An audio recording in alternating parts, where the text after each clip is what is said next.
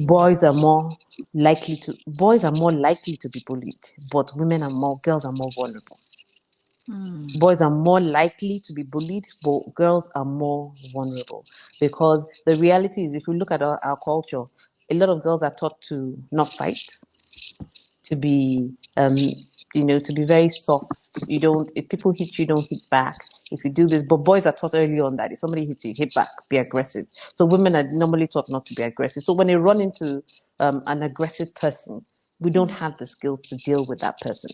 We don't know how to manage it. My Run to mom that upset took on news. the armor when I was in primary school, because she was like typical Yoruba mom. She was like, kilo je, kilo shele, go fellow school into returning. Upon the amount of money I'm paying for the school, that teacher, she went to school. But in secondary school, they're like, you're a little more mature. You should be able to handle situations yourself. You should be able Yeah. to talk to people. There's a level of expectation that, and that's why they send you to boarding school, really, because parents hope you go to boarding school and develop a spine.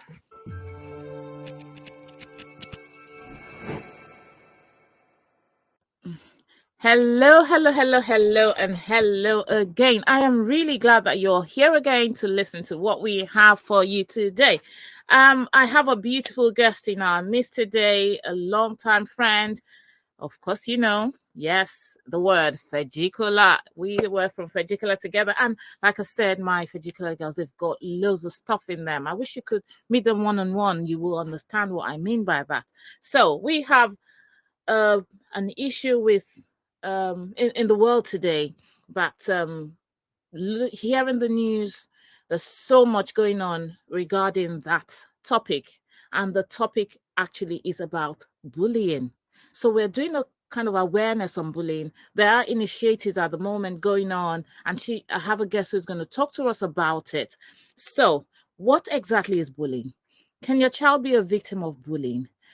Is your child even a bully and you don't recognize it? There's so many questions. Please make sure you write your comments down below and let us tackle this together. So today I have with me a medical social worker at LUTH, that's the Lagos University Teaching Hospital in Nigeria. And she's going to be talking to us about recent events that have actually sparked a public awareness or a public row about bullying, because there was something that came up in the news just recently and it's still a pending issue actually. But she's going to talk to us more about what bullying is and how to recognize bullying and how to deal with it. So I call up on the screen today Titi Tade, a medical social worker at LUTH. She is here to bear her heart to us. You Hi, are welcome. everyone. Good afternoon, everyone. Thank you for having me here, Bumi. It's a pleasure to be here. Thank you. Thank you very much. I really appreciate your time. I know it's finding time out of no time for busy people like you is a blessing. It's golden. It's a golden opportunity, and I'm really appreciative of your time. Yeah. But yeah, you're my sister from way back, Feggicolla. We can't Yeah. when Green House Feggicolla and Red calls, we House. can't. Yeah, we were Yes. next to each the buildings were next to each other, weren't they? Yes, yes, yes. So could you please introduce yourself properly as I've just given Okay. the tip of a iceberg about you? Okay. So, like I said, my name is Titi Tade. I am a medical social worker. I work at Lagos University Teaching Hospital, and I have worked at LUTH ever since I graduated from school. That's over 20 years. um, I have a background in psychology, first and second degrees in psychology, and I just decided to opt for social work. So I went into medical and psychiatry social work. So I've worked in areas of mental health for about 12 years. I worked in pediatrics, emergency, and I worked in the area of assisted reproduction, disability. Those are the three main areas that are my passionate areas: mental health, disabilities, and assisted reproduction. So Wow. basically, that's it. I remember seeing you at LUTH one of the days. You may not remember a long time ago. And actually, my sister worked in LUTH for a while in pediatrics. So Okay. you may know you watching this video. Let's Yeah, I see. may know her as well. You may know her. Bosse Babatunde or now Bosse Omodara. I hope Amanda, you're I listening. may know her. Yeah. Okay. You should have seen someone that looks like me, actually. Maybe. Probably, and then I just think, Titi, you think everybody looks like everyone. I know we have doubles all around the world. Hmm. Anyway, thank you, thank you. So, what actually is bullying about? So, I'll leave you to dish out your heart to us. Okay, Thank thank you you. so much. So, bullying is the definition I use for adults is intentional and aggressive acts towards people. But for children, for when I'm talking with younger people, I don't like using intentional and aggressive. I like Mm, using things like people who pick on you unnecessarily, who are always looking, who seem to pay attention on you. Amongst select you out of people, out of everybody, and constantly targeting or focusing on you. So with younger people, when you define it that way, they have a clear understanding. As when you say intentional and aggressive, yeah. that goes Yeah, big, a big little way grammar. over there. Big grammar. It's also good to know from what you just said that actually bullying is not just to children. Because when you say bullying, all you think about is all children, but then adults are also victims. Oh yeah. So, And yeah, please. the worst set of bullying for adults. Usually when we talk about domestic violence, we talk about domestic violence, and there's so much going on about domestic violence, but we don't talk about bullying that goes on out in the workplace. You have Mm, bosses that are bullies, you have colleagues that are bullies, and then for people that naturally are very chilled kind of people. They find it difficult to be confrontational. They find it difficult to, your colleague you can be confrontational with. But if you have a boss, how do you confront your boss? mm. If your boss is the bully, You don't want so to sack if letter or so, query. and no matter what age you are in, it's a difficult thing to negotiate. When you're Mm, younger, you don't have the skills, you don't recognize it, you don't know what to do. As an adult, there's too much at stake. You have your salary is coming in, you have too much at stake, and to confront it might become something beyond just, oh, I'm confronting my boss. yeah, true, true. Like I said, bullying, is when people focus on you, they pick on you unnecessarily, and it's intentional. They want you to feel bad. And sometimes it's not you personally. Sometimes it's just that you're the easiest target. You're the one that looks most vulnerable. So you might be the smallest person physically vulnerable, or you may be emotionally vulnerable. They know that you cry easily.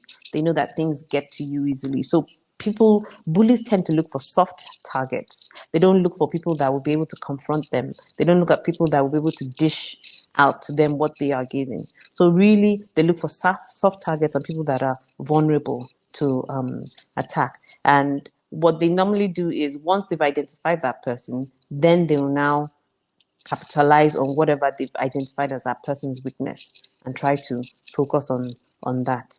And the thing about bullies is that once they have a target, they derive pleasure from doing it. It's not just because most times when bullying starts, they do it out of, oh, they want people to notice them.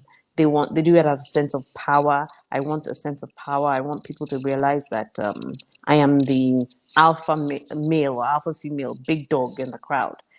So you all have to defer to me. But once they realize that there's a soft target, they keep going back because it's the easiest way to get some sort of recognition. And then for bullies at times, you find out that some of them, the reason they bully themselves, because when we talk about bullies, I know that bullies have this target on their back and people don't like bullies. But sometimes bullies themselves are being bullied. They're being bullied at home by their parents, by their older siblings. So the only way they can lash out, because they can't lash out to the older people, is they come to school and they also look for soft targets and they lash out to those people. Even with adults, you find out that a lot of people who are bullies, if you go to look homewards, they might be having issues at home. So they internalize that anger and they bring it, they now, it's like transferred aggression, Yes, I'm on saying that. somebody else. Mm, So okay. that's it. And the UNESCO study showed that 1 in 3 children, 1 in 3, I think, or 1 in 4 out of every child globally is being bullied. Boys are more likely to be bullied, but girls are more vulnerable. Mm, Boys are more likely to be bullied, but girls are more vulnerable. Because the reality is, if you look at our culture, a lot of girls are taught to not fight. to be to be very soft. You don't if people hit you, don't hit back. If you do this, but boys are taught early on that if somebody hits you, hit back, be aggressive. So women are normally taught not to be aggressive. So when they run into an aggressive person, we don't have the skills to deal with that person. We don't know how to manage it. True. True. Wow. Mind blowing. Okay. So maybe signs a child is being bullied. So signs that a child is being bullied could be if your child had achieved certain milestones. Maybe the child doesn't bedwet any longer, and the child starts bedwetting. If the child is doing well in school, the grades start to drop. And most especially if I have a personal experience where I was being, I couldn't say I was being bullied, but it was a teacher that I had an issue with. And I felt the teacher was picking on me unnecessarily. And I think my mom didn't realize how serious it was until the day she tried to take me to school and I held onto the fridge and I just refused. She pulled and pulled, she couldn't get me away from the house. I was crying, I was holding on to stuff, I just couldn't leave the house. And, I just totally broke down. And I was in primary school. And my mom at that point in time just sat me down, was like, what is going on? And I told her that I'm afraid of this teacher. I'm afraid of this teacher. That anytime I go to school, she shouts on me, she does this, she does that. And my mom, she went to school. I don't know what discussion they had, but I mean, I think that was the last time we had that teacher. She was a class teacher, but then she was taken out of the class, and I don't know what happened. As a student, you don't know. You at that age, you don't know. I was 8, Yeah. but I'm sure maybe my mom wasn't the only person that had made complaints about that teacher Oh. because we're all afraid of her. But I know that day I just gave up. And that's usually when you see a child that afraid of going to school, that afraid of participating in activities the child had been, highly excited about participating, then there's a problem. You need to start trying to sit with the child and find out what the issues are. With teenagers, it might be a bit difficult because teenagers are naturally secretive and they don't talk. So it might take a little more prodding. It's just trying to find out, you find out that are they being a little extra secretive? Are they hiding bruises? Are they spending more money than normal? If the person takes food to school and the person is not eating because they're giving their food to the bully or they're giving their money to the bully, those are some of the things you want to start, flagging as a parent. And Yeah, you talk about parents being proactive, because some parents would just be like, oh yeah, everybody goes through it, you just deal with it, just get on with it. yeah, But yeah. recognizing those signs early will help, because well, I know it's a different case when you're in a boarding school. Yeah, boarding school. Boarding school is entirely It, because my mom, there's no one to my run to mom that except took for on yes. the armor when I was in primary school because she was like typical Yoruba mom. She was like kilo de kilo ishele kò fẹ́ lọ school nítorí tani. Upon the amount of money I'm paying for the school, that teacher, she went to school. But in secondary school, they're like you're a little more mature. You should be able to handle situations yourself. You should be able Yeah. to talk to people. There's a level of expectation that and that's why they send you to boarding school really, because parents hope you go to boarding school and develop a spine, Yes. the backbone and all of that, and they feel that you should be able to navigate some of those things yourself. Yeah. And sometimes it's not bullying, to be honest. Because if you're a child and you're going to boarding school, there are challenges you're going to meet in boarding school. So it may not be bullying, but to the child, it may feel like bullying. So sometimes I can understand when the parents don't want to intervene because it's just going to school, your provision finishes and, nobody wants to share with you, those kind of things. Some children will Yes. have those difficulties, but it's different from actual somebody picking on you. And I think it's like I said, it's more difficult when they're teenagers for parents to identify those issues. Because yeah, teenagers with the hormones and all of that kicking in, Yeah, it's you're unable to place it if it's actually the puberty that is working out in them, making them oh more yeah, withdrawn and more quiet, or an external factor. You don't know if yeah, it's the internal factor or the external factor. So I think knowing children, knowing them, and even having a chat with them, having a discussion with them yeah, would. So I know there is a recent thing that has happened in the press, yeah, that spurred these initiatives of yeah, anti-bullying here and there, and yeah, creating that awareness again, especially in well, I won't say especially in boarding schools, in schools generally, Mm-hmm. even day students to get become victims. Bullied, yeah. So, do you want to give a summary of, especially for those who have not, Okay. maybe who don't know about that About the story, case. and Okay. without going political, without No. putting claims and Mm-hmm. then closing our Okay. YouTube video and saying, "Oh, it used to be," or suing us for I character. know. I do. So, a general Okay. So overview. Yeah, go on. okay. So this is just in case the monitors, internet monitors want to shut us down. This is a Okay. story that's on Google. If you Google it, it's there. If you type Sylvester, Dowen College, Dowen. So Sylvester was a young boy who was a boarding student in a college in Nigeria, in secondary school in Nigeria. He unfortunately he called home and said he wasn't feeling well. They found by the time his family picked him up from school, they found that he had a lot of bruising. He had like chemical burns in his mouth. They couldn't understand what was going on, and he claimed that he had been bullied by students in the school, that he had been beaten up by students in the school. The school initially said he had an injury, football injury, but the parents stuck their guns and said it was bullying, and it became it went viral on social media because it had pictures and videos of the boy on social media. So eventually the school had to be shut down. The state had to shut the school down to run the investigation. The boy died. An autopsy had to be done. And it was quite topical because it drew, because everybody, he was a young boy, 11, 12, and everybody was like, this is a young boy that had the rest of his life ahead of him, and because of bullying, his life, you know, was just cut short. So it became quite topical, and all over the country, it raised the issue of bullying generally in the country, recognizing bullies. What do we do to bullies? And the good thing about it is that there are a lot of programs cropping up about bullying. But the problem with programs about bullying is they are very reactive in the sense that, oh, they're reacting to this, and there's no long-term plan to ensure that is there. And so let me quickly plug in Feggicolla. We're trying to, Feggicolla 92 set, we are trying to come up with a program about bullying that we're hoping to run in our alma mater, Feggicolla. And we're still at the planning stages. Hopefully, maybe by the time we have the full fleshed out program, you invite us back here to talk about it.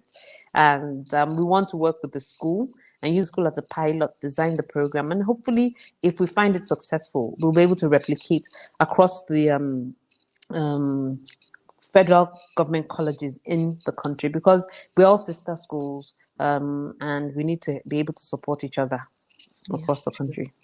Yeah, sure, sure. So thank you very much. And apart from Sylvester's story, have there been other stories? Um, eh, Yeah. well, some make it to the press. It depends on who is videoing or who is Mm-hmm. saying something at that time. There's so many cases like that that haven't made it to the press, and people just maybe cover it up before it even gets out. And Yeah. so this is kind of an eye opener Yeah. to the world. It's not just in developed countries or undeveloped countries or Yeah. It's Africa or global. everywhere It's in global. different Yeah. forms. Yes. So, thank you for explaining that initiative, and I'm really hoping that this will go a long way to affect lives positively. Because was, I have, and for viewers watching, just in case you want an overview of what happened to Sylvester, I have a link somewhere there. You could check my other video. I'll put a link at the top for you to see an overview I did regarding Sylvester. So unfortunately, the boy, was lost. The world lost a boy who wanted to be a pilot. Yeah. He had future. It was all future ahead of him, but it was cut short by some bullies, and we don't want this to happen again. And that's why the initiative. Do we have a name for it? Actually, the initiative is coming up. I'm not sure if we have a we name, but we're it's still still in the yes, in planning on the, stages. So the we planning stage. once, like I said, so I'm like another plug. I'm hoping that you get us on board here, and once we have everything sorted out, we'll let you Mm, know how far with yes. the initiative. Yes, thank you. And for parents watching, for students watching, for pupils watching, for anyone, if you've got blood flowing in your veins watching now, and you know of anyone who has been bullied, who needs counseling, but they don't want to go the traditional route of maybe therapies or whatever. This is a psychologist. Titi Tade is a psychologist who can help out with mentoring, with do what she knows how to do best.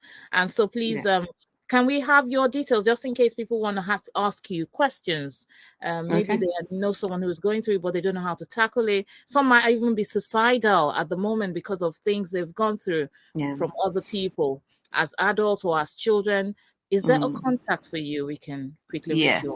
Okay, so my social media is just my name, Titi Tade, at on Instagram and Twitter. Okay. Don't hit me up on Facebook. I rarely check my Facebook account. Do we say emails then? Is it our emails? Yeah, my email, titilayotade@gmail.com. Okay. Yeah, you can see right on the screen soon. I'll be putting that there.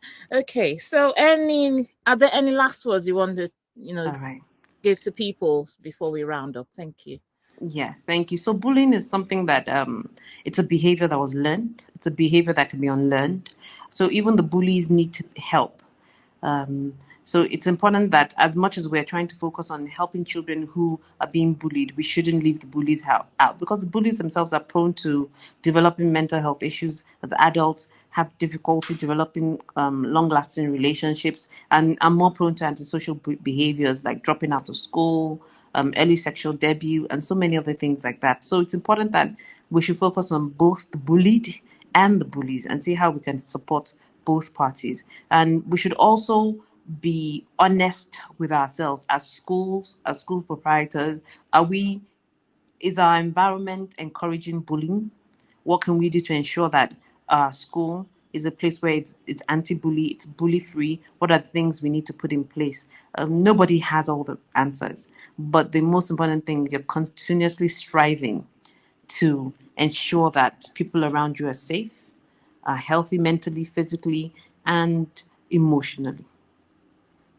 Thank you. Thank you very much. I like the part where you said no single person has all the answers. Yes, we're all working together, collaborating, and doing what we can do as a group and as individuals, as families, as a family unit, as a community, a global community, doing what we think we should be doing at our time so that we affect lives positively and add value to life. So yeah, thank you very much for coming on this program. I know you have to run off now. I have to run off as well. But yeah, thank you very much for your time. Thank you for having me once again, Bumi. Thank you. Thank you. Yes, you've heard it all from Titi Tade, and she is ready to get your comments. She's ready to answer all your questions. Make sure you write it down in the comment down below, and let us work together to stamp out bullying in any form it is prevalent in our society. I know it looks like a mountain, but yes, tiny drops of water will definitely make a mighty ocean, and we just start with a step. Thank you very much for listening, and I'll see you next time. Bye-bye.